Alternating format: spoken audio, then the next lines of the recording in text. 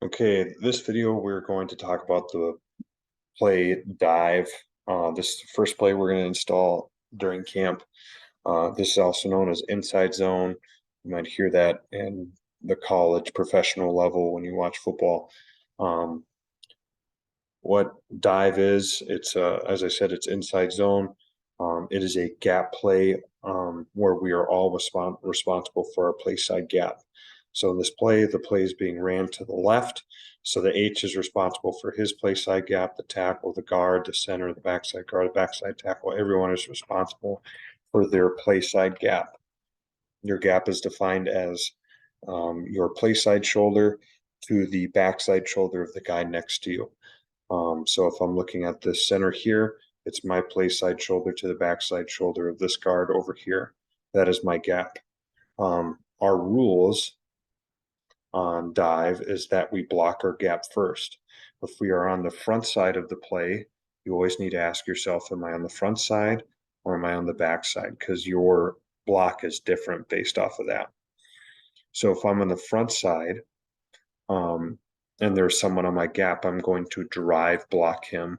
I'm going to try to drive him away from where the ball is being ran.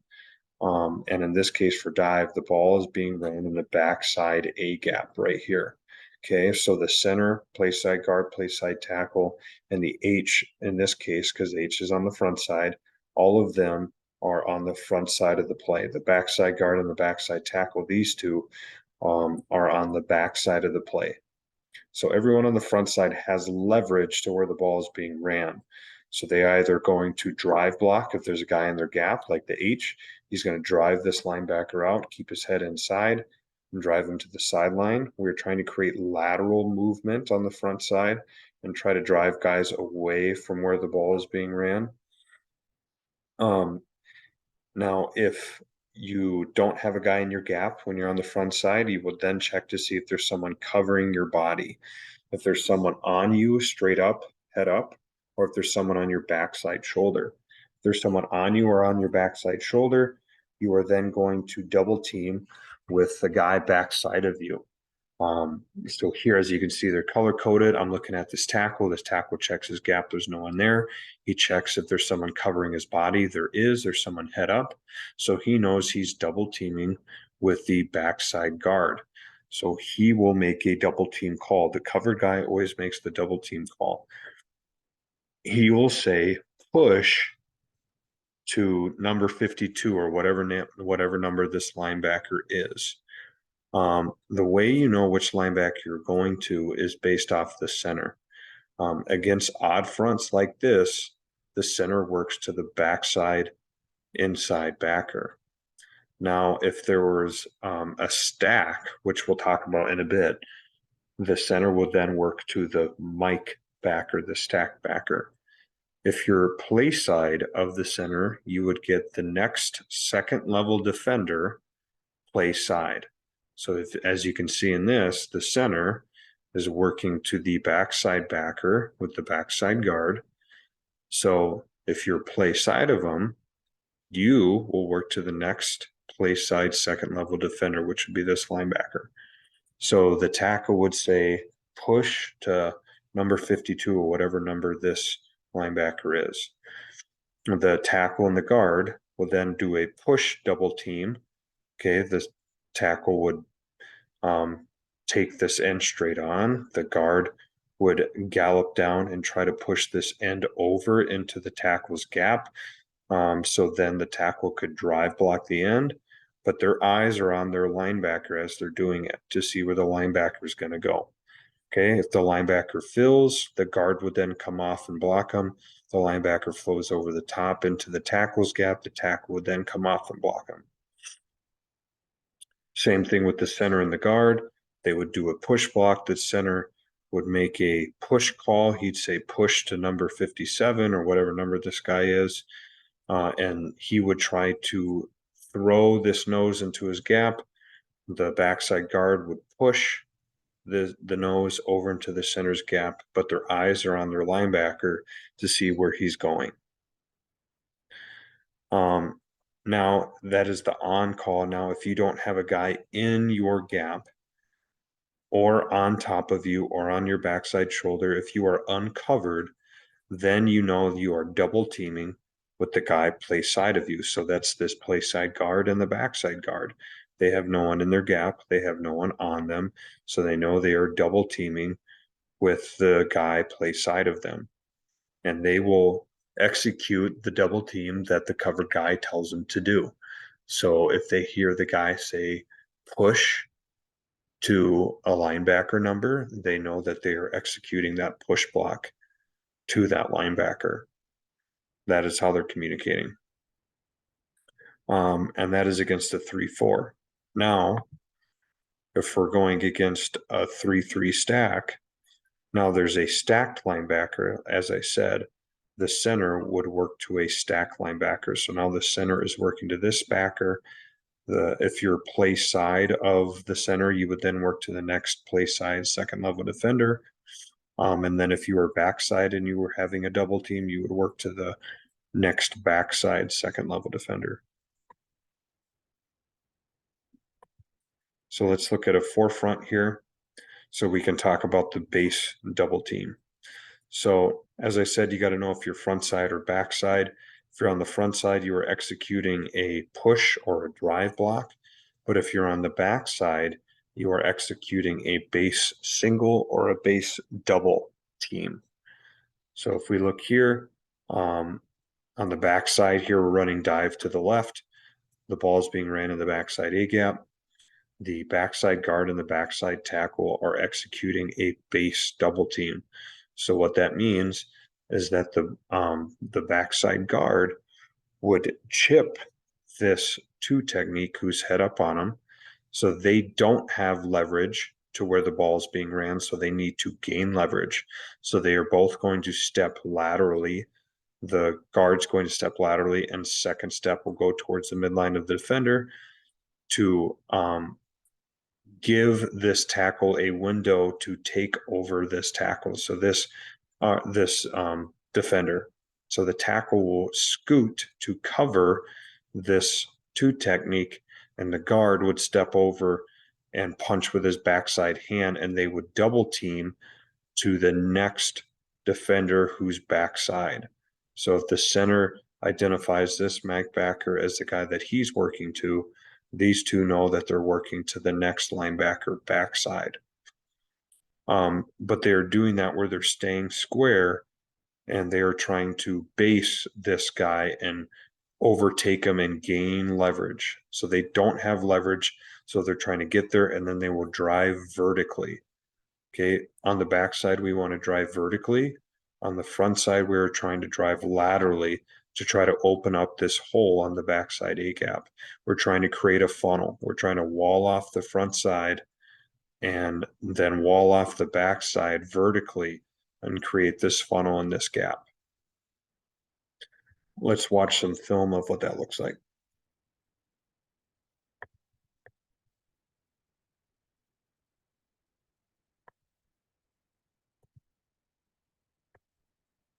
So I wanted to show this clip because it has a good example of front side blocks and backside blocks. So we're running the ball to the left, and we'll go through everyone's progression here. So the tackle is responsible for his place side gap, checks to see if there's someone in his gap. There is somebody in his gap. So he knows he's going to execute a drive block. He's going to drive that guy laterally away from where the play is going because he already has leverage. The guard checks his gap, sees that there's no one there. He then goes to the next part of his progression to see if someone's on him. He has a guy head up on him, so he knows he will make a push call because he knows the guy backside of him is uncovered. So he will say push to 24, push to 24 because he's working with the center and he knows the center is working to the play side linebacker against a forefront. So they will push to 24.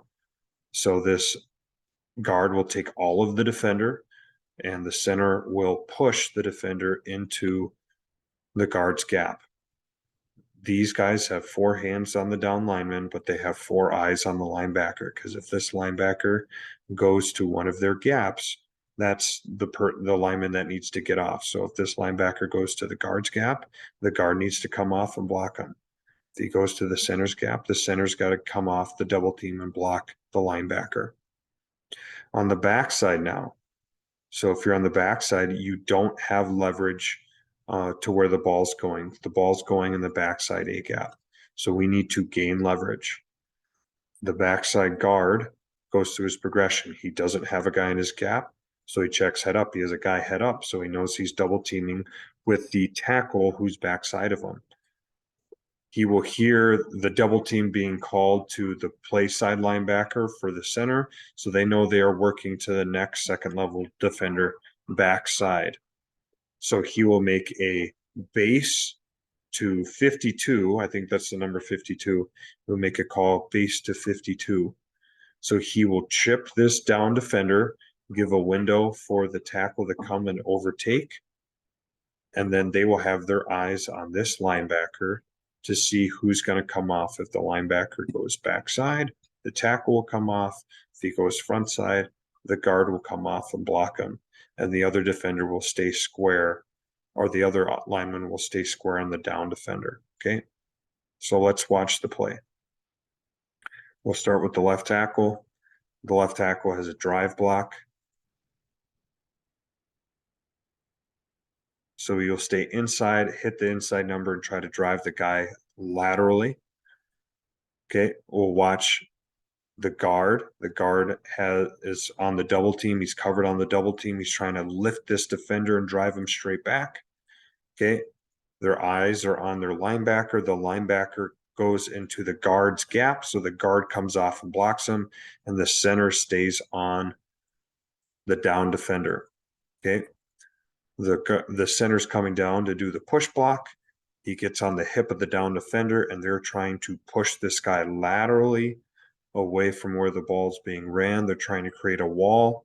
Okay, he feels the guard come off, so he knows he stays on the down defender and trying to drive him laterally away from where the ball's being ran. Okay, the backside guard who has the chip block on this double team, this base double, he takes his step, he hits the front side number, but his eyes are on their backer that they're working to. The backside tackle is scooting to try to cover this down lineman up. He hits his head on the near number, working to the far number, but our eyes need to be on this linebacker. Okay, this linebacker works backside, so the tackle should be coming off and blocking him and not staying on this. And if this happens, then the guard knows he turns around and blocks the down lineman. But notice we get lateral movement on the front side, lateral movement, and then we get vertical movement on the backside, and we are trying to create this funnel in the backside A gap where we're trying to run the ball. So notice that happens. There's the funnel. We've walled off the front side. We've walled off the backside, and now we're able to run the ball in the backside A gap, right where we want to. Okay, here's another example. We're running the ball to the offensive left, our right. He has a guy in his gap, so he has a drive block. He has a guy in his gap, he has a drive block. Okay, the center has no one in his gap on him, so he knows he's double teaming with this guard right here. Okay, even though the guard has a guy in his gap, the center is still double teaming the guy play side of him if he has no one in his gap or on him. So he's going to take his 2 steps to his gap, have his eyes on this defender, push him if he needs to, but they are both working to the play side linebacker because it's an even front. Okay. On the backside, we know we're working our base blocks. So this backside guard has a defender in his gap, so he has a base block. This tackle doesn't have a guy in his gap, doesn't have a guy on him. So he knows he's double teaming with this guard up to the backside backer, which is number 24. Same thing as the center. He will take 2 steps, check his gap, seeing if this guy is going to slant into his gap, and then he's going to work vertical on the linebacker. So we'll watch this tackle first. So the tackle steps out, attacks the inside shoulder, is driving this guy out and away from where the ball's being ran. Ball's being ran in this backside A gap, right where this one technique is lined up. Okay, we'll watch the guard. The guard does the same thing. He attacks the inside number, and he's driving this guy out and away from the play. The center, same thing. He checks his gap. He sees the linebacker comes to his gap, so he blocks the linebacker the same way he would block a down lineman. He gets his head on the inside, and he drives the linebacker away from where the ball is being ran. On the backside, we're trying to cover this guy up. We're trying to gain leverage onto where the ball's being ran. He gets his head to the play side number, which is perfect. He gains leverage because that guy slants backside and makes it easy. This is why the tackle has to have his eyes in his gap, and they're double teaming. If this guy slants backside, he can take him over, and then the play side guard can then chip and work up to the linebacker. So they're still working together. So let's see what happens. That guy slants backside, and now they have their eyes on their linebacker trying to see where he goes. Okay, the linebacker ends up falling off backside, so the tackle should stay on this guy, which he does so late. But these two guys should make contact, have their eyes on the linebacker, and when the linebacker decides, that's the guy that needs to come off. So we need to be patient. But the reason why we need to stay square on the backside is because the running back will make us right. Okay, the running back will make us right based off the movements that are going on. Okay, the running back is taught if he gets to the A gap and there's a cloudy window, he will cut the ball backside. And notice when he does that, there's a big hole right here that's vacated where he can gain yards. So he's either going to hit the A gap if it's there, or he's going to cut it backside because there's movement going to where he's trying to run the ball. So it's important that we stay square on the backside so we can allow the running back to make us right based off of the movement of the defense.